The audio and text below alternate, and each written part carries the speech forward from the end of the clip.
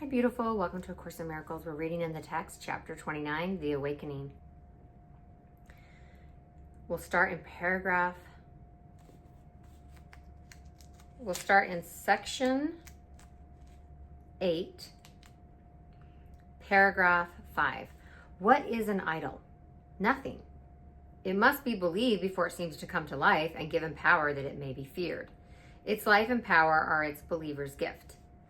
And this is what the miracle restores to what has life and power worthy of the gift of heaven and eternal peace. The miracle does not restore the truth. The light, the veil between, has not put out. I'll pause here and say, so the miracle doesn't restore it. The light is always there. It's just that veil between. It merely lifts the veil and lets the truth shine unencumbered, being what it is. It does not need belief to be itself, for it has been created, so it is. An idol is established by belief, and when it is withdrawn, the idol dies. This is the Antichrist, the strange idea that there is a power past omnipotence, a place beyond the infinite, a time transcending the eternal. Here, the world of idols has been set by the idea this power and place and time are given form and shape the world where the impossible has happened. Here the deathless come to die, the all-encompassing to suffer loss, the timeless to be made the slaves of time. I'll pause here and say it. So it's interesting because it's describing the attributes of the Son of God as deathless, all-encompassing, and timeless. And yet we come here to die and suffer loss and be made slaves of time. Here does the changeless change, the peace of God forever given to all living things, give way to chaos. And the Son of God, as perfect, sinless, and as loving as his Father, came to hate a little while. I'll pause here and say that feels a little cheeky to me. I'm going to read that again. The Son of God, as perfect, sinless, and as loving as his Father, came to hate a little while, to suffer pain, and finally to die. Where is an idol? Nowhere. Can there be a gap in what is infinite, a place where time can interrupt eternity, a place of darkness set where all is light? A dismal alcove separated off from what is endless has no place to be. An idol is beyond where God has set all things forever and has left no room for anything to be except his will.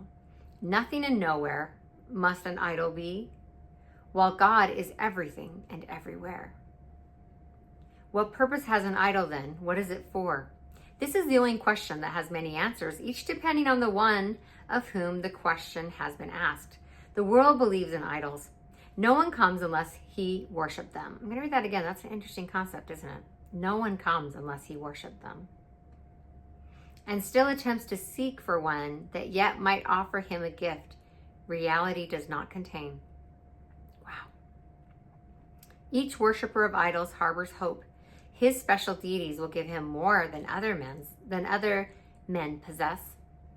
It must be more. It does not really matter more of what. More beauty, more intelligence, more wealth, or even more affliction and more pain. But more of something is an idol for.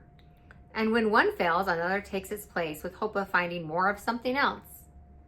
Be not delivered by forms the something takes. An idol is a means for getting more. And it is this that is against God's will.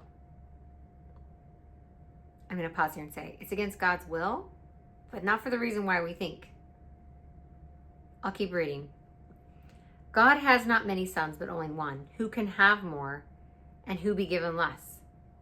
So I'll pause here and say, more because it's it's not that we can't have more, it's that we can have everything. And when you have everything, then more of everything? It becomes a logical fallacy. In heaven would the Son of God but laugh if idols could intrude upon his peace. It is for him the Holy Spirit speaks and tells you idols have no purpose here. For more than heaven can you never have. I'll pause and say, but more than heaven do we never need. If heaven is within, why would you seek for idols that would make of heaven less? I'll pause here and say, so we're being asked to look at that when we're looking for, when the kingdom of heaven is within, everything we need is right here. And you're looking for it out there. you're instead of receiving your full inheritance, which is everything, you're making it less perceptually by searching for it where you can never find it. If heaven is within, why would you seek for idols that would make of heaven less, to give you more than God bestowed upon your brother and on you as one with him? God gave you all there is. And to be sure you could not lose it, did he also give the same to every living thing as well? And thus is every living thing a part of you, as of himself. No idol can establish you as more than God, but you will never be content with being less. Wow, that's potent. Wow.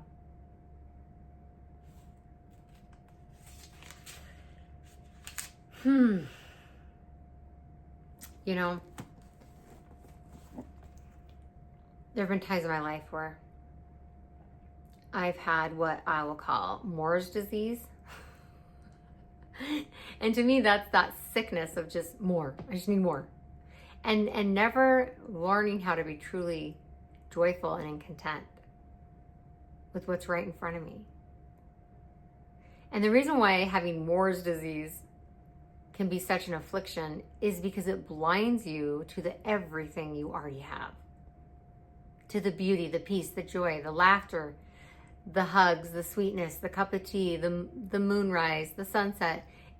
When we're consumed, and it's only the ego, so I shouldn't even say we, but when the ego, and we're ego identified, is consumed with the idea of more. I need more. This isn't it. This isn't enough. I need more of this. I need more of that. What I have right here now is not complete. Yes, it is. Things will change. And if they're meant to change, they inevitably will change.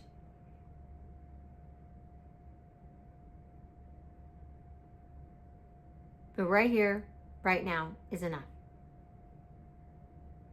And you, right here, right now, are enough. And as we learn to love what is, every door imaginable opens to us. Because we're no longer blinded by the ego.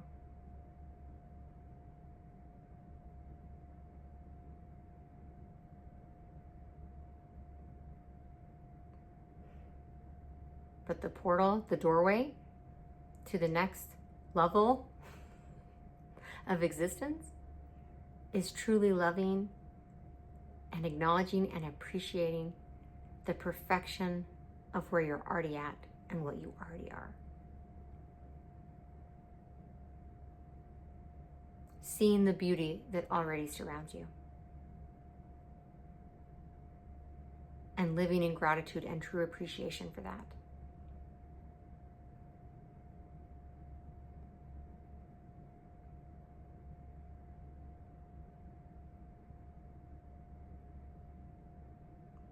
So,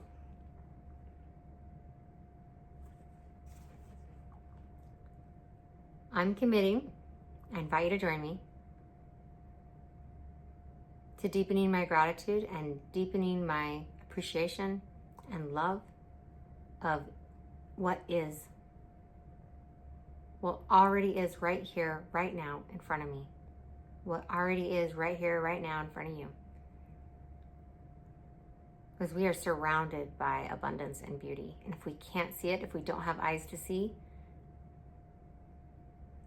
then getting Moore's disease and getting more won't do us any good, because we'll just do the same thing. We'll just keep doing that.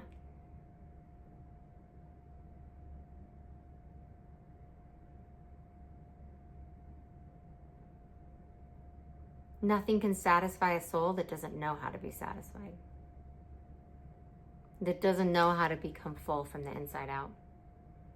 Because when we're grasping for things out there, you cannot fill up your inner well. That is an inside out job.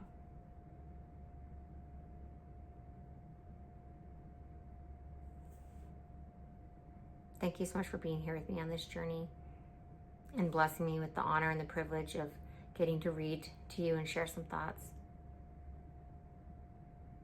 from A Course in Miracles. It's enriching and uplifting for me to get to share these thoughts with you. I really appreciate you showing up for this. Thank you. I love you. Thanks for being on this journey with me. I'll see you soon.